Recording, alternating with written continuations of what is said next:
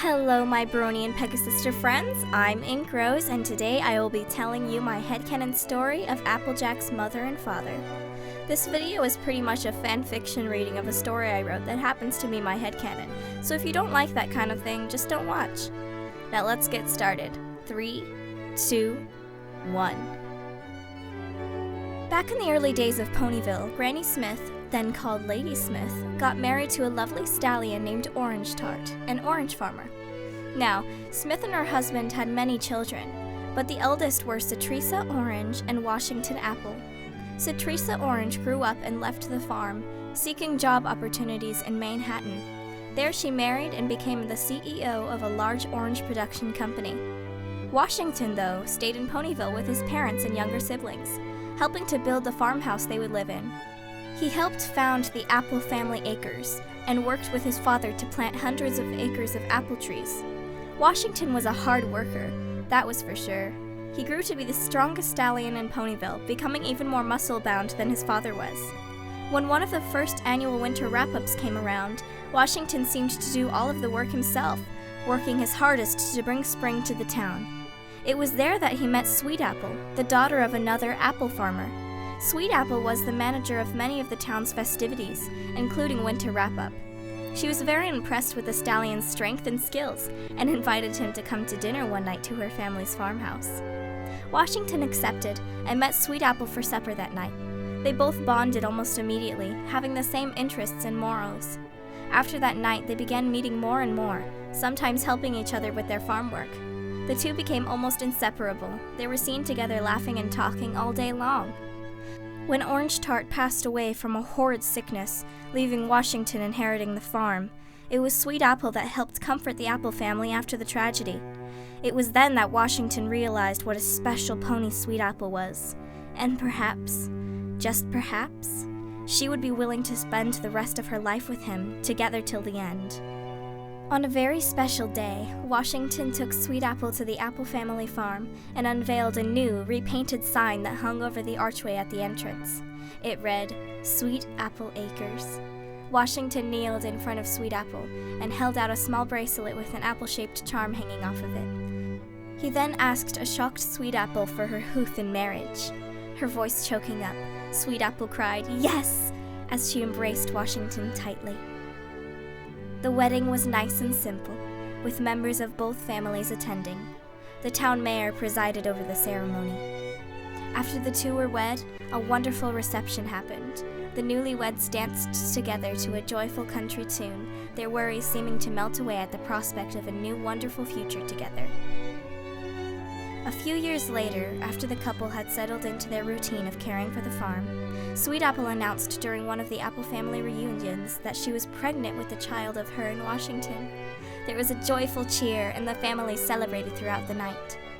It was also at this time that Sweet Apple decided to use her talents of organizing and leadership for more than just helping with Winter Wrap-Up. She also felt that working on a farm was not the only thing she wanted to do with her life. After the announcement of her pregnancy, she ran for town mayor, which kept her quite busy over the next few months, as her little child grew within her. On election day, it was announced with great fanfare that Sweet Apple had won the election, and she trotted onto the stage with a gleaming smile on her face, waving to the ponies in the crowd. But suddenly, her smile twisted into a frown, and her eyes widened. Her face turned white as she whispered something into her husband's ear. His mouth opened wide, and he quickly escorted his wife off the stage, to the surprise of the audience. The couple's very first baby was ready to be born, and at a very interesting moment, that was for sure. That night, Sweet Apple gave birth in the Ponyville Hospital to a beautiful little stallion. He was named Big Macintosh. Life on the farm was sure busier than usual for the Apple family. Washington's brothers and sisters had moved away in order to start their own farms around Equestria, leaving him to do the work of 10 ponies.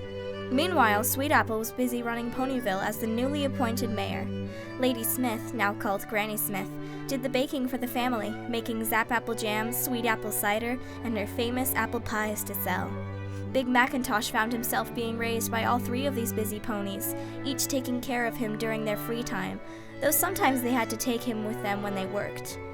As Big Mac grew to the age of 5, though, he started to work with his father out in the orchards, learning how to buck trees and harvest the apples. He seemed to grow bigger and stronger every day.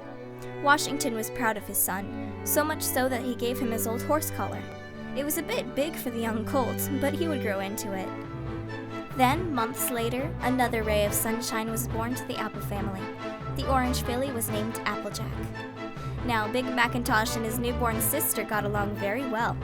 Mac had hardly been able to play with other kids because of all the farm work he had to do. Now he had a lovely little sister to care for and play with. Sometimes he would pull baby Applejack around the orchards in a small cart Washington had made just for him. Applejack would always coo and giggle during these rides, and her brother would smile and laugh along with her. As Applejack grew up on the farm, she spent a lot of time with her father. She was a daddy's girl, that was for certain. Even at a young age, she would sneak out onto the orchard when she escaped from under Granny Smith's watchful eye. Then she would watch her father and big brother working, bucking apples and putting baskets full of the delicious fruit onto carts.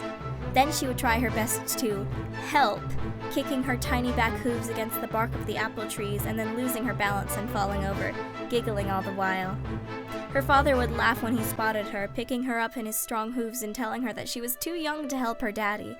Young Big Mac would give a small grin, waving at his silly little sister as their father took her back into the farmhouse.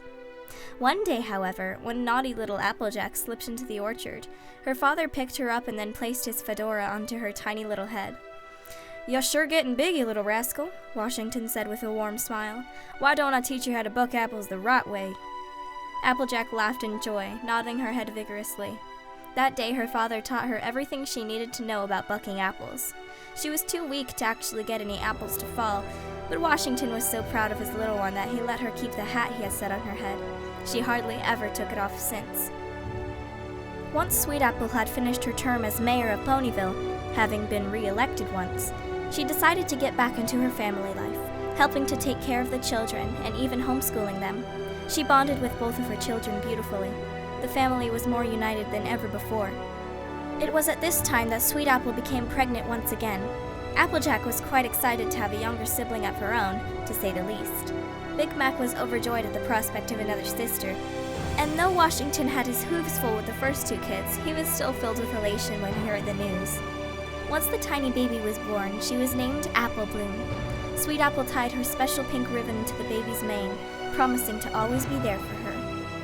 To celebrate the coming of the newborn, Washington's brother Crispy Caramel and his family invited Washington, Sweet Apple, and the kids to a party at their place. Sweet Apple and Washington realized that the quickest way to Crispy Caramel's farm was through the Everfree Forest. They knew that it was a bit risky, but they had been in the forest many times and never came across any danger. In fact, the forest was actually very peaceful. So, on the night of the party, Sweet Apple and the children climbed up into the cart, while Washington hooked himself up to it and began to pull his family along the road through the Everfree. The trip was quite uneventful, and soon the family reached the party, where a wonderful celebration commenced with food, dancing, and wonderful stories around the fireplace. After the festivities were done, the family was ready to go home, their bellies full and hearts content. Crispy Caramel asked if perhaps the family would like to stay overnight, since it was getting very late.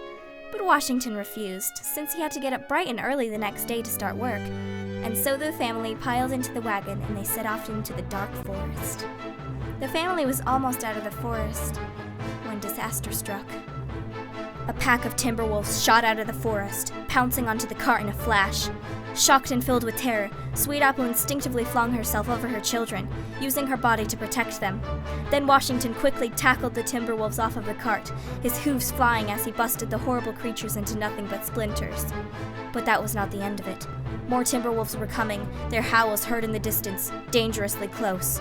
At the urging of Washington, Sweet Apple collected the children and fled down the road with them in tow, as Washington faced the next wave of vicious wolves. The children cried out for their father, but their wounded mother screamed at them to keep going, to escape the forest. Daddy was coming, she assured them. The growls and yelps of the wolves was all they heard as they fled. The edge of the Everfree was soon in sight, but before she could reach it, Sweet Apple collapsed, horribly wounded from when she had protected her children from the wolves' first attack. Applejack and Big Mac cried, trying their best to help their weak mother to her hooves, but Sweet Apple could not stand. Instead, she urged them with tears in her eyes to run out of the forest with their baby sister and to get to the safety of the farmhouse at all costs. The children, filled with terror, watched as their mother lost consciousness, hugging her tightly. Then, hearing the growls of the timber wolves behind them, they ran, Macintosh carrying Apple Bloom on his back. They escaped the forest and dashed into the farmhouse, weeping profusely as they told a horrified Granny Smith of what had happened. Granny hurriedly went into the forest to find that the timberwolves had completely disappeared. She put her hoof over her mouth and made a muffled cry as she found what had become of Sweet Apple in Washington. When morning arrived, a party of ponies delved into the forest to retrieve the bodies of Sweet Apple and Washington. They were buried the same day in the orchard, together. It was a devastating time for the little family. The two eldest children grew quiet and sad, their greatest friends forever gone. They were put into a public school, for the first time really having to socialize with the other children in Ponyville. Big Mac became very introverted, hardly ever speaking unless he needed to. Applejack no longer wanted to stay on the farm. It held too many painful memories for her, and she rebelled against the idea of apple bucking again. Instead, she went to live with Aunt and Uncle Orange, who she wanted to be her new parents. She wanted so badly to have the feeling of family again. But the Oranges were just so different from her real parents, and they were forcing her to become a pony she did not want to become. When Applejack saw that rainbow pointing her back home, she felt like it was the spirits of her parents themselves pointing her there. She was meant to take on her parents' legacy as apple farmers, and it was something she realized she loved to do. Applejack returned home, and as soon as she saw her family again, a bright flash appeared on her flank. Her cutie mark, 3 apples, symbolized her talent for bucking apples, the skills her father had taught her. She was where she truly belonged. She was fulfilling her destiny.